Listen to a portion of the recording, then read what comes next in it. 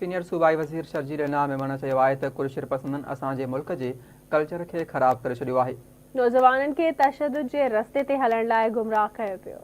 सूबाई वज़ीर शर्जील इनाम मेमण चयो आहे त कुझु शरपसंदनि असांजे मुल्क जे कल्चर खे ख़राब करे छॾियो आहे। 9 मई सानहे जे हवाले सां सुध समाओ खाते पारां मुनक़िद कयल पैगाम अमुन जी तक़रीब खे ख़िताब कंदे सिंध जे सीनियर वज़ीर शर्जील इनाम मेमण चयो त कराची में शरपसंदनि नौजवान नस्ल खे गुमराह कयो त जीअं हू तशद्दुद जे रस्ते ते हलनि। इंतशार पसंदों ने हमारे मुल्क का कल्चर ख़राब किया है।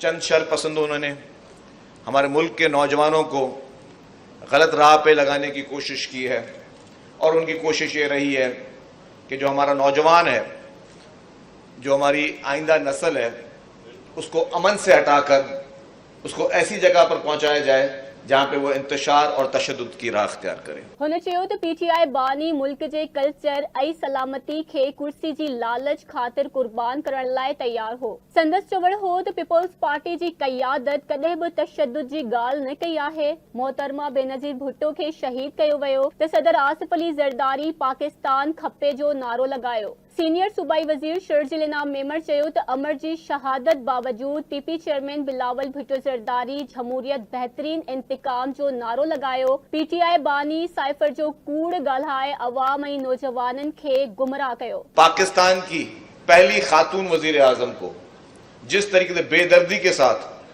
दहशतगर्दी की कार्रवाई में शहीद किया गया, तब उस वक्त आसिफ अली ज़रदारी साहब ने पाकिस्तान खपे का नारा लगाया। उनके नौजवान बेटा, नौजवानों का खून हमेशा गर्म होता है, उसने उस वक्त कहा कि democracy is the best revenge.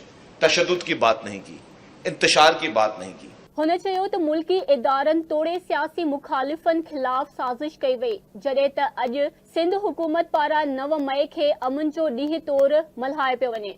जिस शख्स की ट्रेनिंग और जिस शख्स का मकसद सिर्फ और सिर्फ अपने सिवा कुछ नहीं था, अपनी जात के सिवा कुछ नहीं था, और उसने इस मुल्क की पूरी कल्चर को, पूरी सालमियत को अपनी जात पर और एक कुर्सी की लालच में कुर्बान करने को वो तैयार था।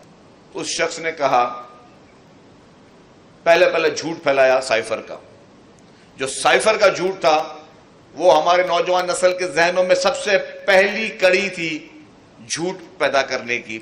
तो उन्होंने अपने सियासी मुखालफिन को और इस मुल्क के तमाम इदारों को उनके सरबराहों के खिलाफ एक घिनौनी साजिश की, और वो घिनौनी साजिश मैं समझता हूं कि ये इस नौजवान नस्ल को इंतशार की तरफ फैलाने की कोशिश थी। संदसि चवण हो त असां अमुन पसंद ऐं अमुन सां मोहब्बत कंदड़ क़ौम आहियूं।